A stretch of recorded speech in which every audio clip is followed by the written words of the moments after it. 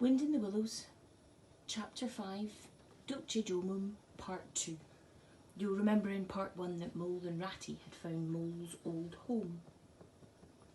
Encouraged by his inspiring companion, the Mole roused himself and dusted and polished with energy and heartiness, while the Rat, running to and fro with armfuls of fuel, soon had a cheerful blaze roaring up the chimney.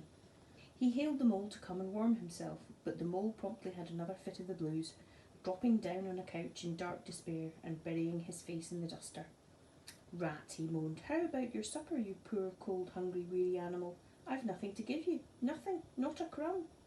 "What a fellow you are for giving in," said the Rat reproachfully. "Why, only just now I saw a sardine opener on the kitchen dresser, quite distinctly, and everybody knows that means there are sardines about somewhere in the neighbourhood. Rouse yourself, pull yourself together, and come with me and forage." They went and foraged accordingly, hunting through every cupboard and turning out every drawer. The result was not so very depressing after all, although of course it could have been better. A tin of sardines, a box of Captain's biscuits, nearly full, and a German sausage encased in silver paper. "Well, there's a banquet for you," observed the Rat as he arranged the table.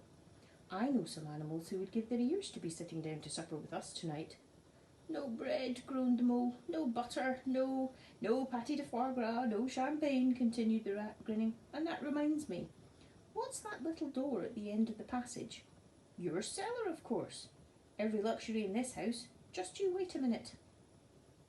He made for the cellar door, and presently reappeared, somewhat dusty, with a bottle of beer in each paw and another under each arm. "Self-indulgent beggar you seem to be, Mole," he observed, "denying yourself nothing. This really is the jolliest place I was ever in. Now, wherever did you pick up those prints? Make the place look so home-like they do. No wonder you're so fond of it, Mole. Tell us all about it, and how you came to make it what it is." Then the Rat, while busying himself fetching plates and knives and forks and mustard he mixed in an egg cup, the Mole, his bosom still heaving with the stress of his recent emotion, related, somewhat shyly at first, but with more freedom as he warmed to his subject, how this was planned, how that was thought out, how this was got through a windfall from an aunt, and that was a wonderful find and a bargain, and this other thing was brought out of laborious savings and a certain amount of going without.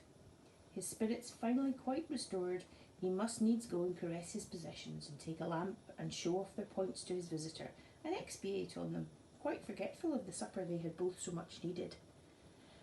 Rat, who was desperately hungry but strove to conceal it, nodded seriously, examining up with a puckered brow and saying "Wonderful" and "Most remarkable" at intervals when the chance for an observation was given to him. At last the Rat succeeded in decoying him to the table, and had just seriously got to work with the sardine opener when sounds were heard from the forecourt without. Sounds like the scuffling of small feet in the gravel, and a confused murmur of tiny voices, while broken sentences reached them. "Now, all in a line. Hold up the lantern, Tommy. Clear your throats first. No coughing after I say 1, 2, 3. Where's young Bill? Here, come on, do. We're all awaiting—" "What's up?" inquired the Rat, pausing in his labours. "I think it must be the field mice," replied the Mole with a touch of pride in his manner. "They go around carol singing regularly at this time of year. They're quite an institution in these parts, and they never pass me over. They come to Mole End last of all, and I used to give them hot drinks, supper too sometimes when I could afford it. It will be like old times to hear them again." "Let's have a look at them," cried the Rat, jumping up and running to the door. It was a pretty sight, and a seasonable one, that met their eyes when they flung the door open. In the forecourt, lit by the dim rays of a horn lantern, some 8 or 10 little field mice stood in a semicircle, red worsted comforters around their throats, their forepaws thrust deep into their pockets, and their feet jigging for warmth.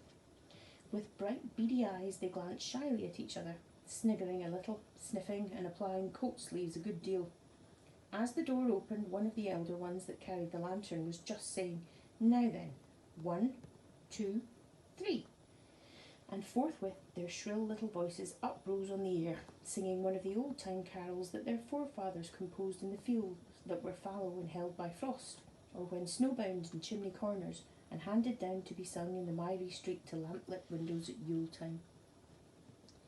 The voices ceased, the singers, bashful but smiling, exchanged sidelong glances, and silence succeeded, but for a moment only. Then, from up above and far away, down the tunnel they had so lately travelled, was borne to their ears a faint musical hum, the sound of distant bells ringing a joyful and clangorous peal. "Very well sung, boys," cried the rat heartily. "Now come along in, all of you, and warm yourselves by the fire, and have something hot." "Yes, come along, Field Mouse," cried the mole eagerly. "This is quite like old times. Shut the door after you. Pull up that settle to the fire. Now just you wait a minute while we—" "Oh, Ratty!" he cried in despair, plumping down in a seat with tears impending. "What are we doing? We've nothing to give them." "You leave that to me," said the masterful rat. "Here, you, with the lantern. Come over this way. I want to talk to you. Now tell me, are there any shops open at this hour of the night?" "Why, certainly, sir," replied the Field Mouse respectfully. "At this time of the year our shops keep open to all sorts of hours." "Then look here," said the rat. "You go off at once, you and your lantern, and you get me—" There was much muttered conversation, and the mole only heard bits of it, such as "Fresh mind? No, a pound of that will do. See when you get to Baggins, for I won't have any other. No, only the best. If you can't get it there, try somewhere else. Yes, of course, homemade, no tin stuff. Well, do the best you can." Finally, there was a chink of coin passing from paw to paw, and the Field Mouse was provided with an ample basket for his purchases, and off he hurried, he and his lantern,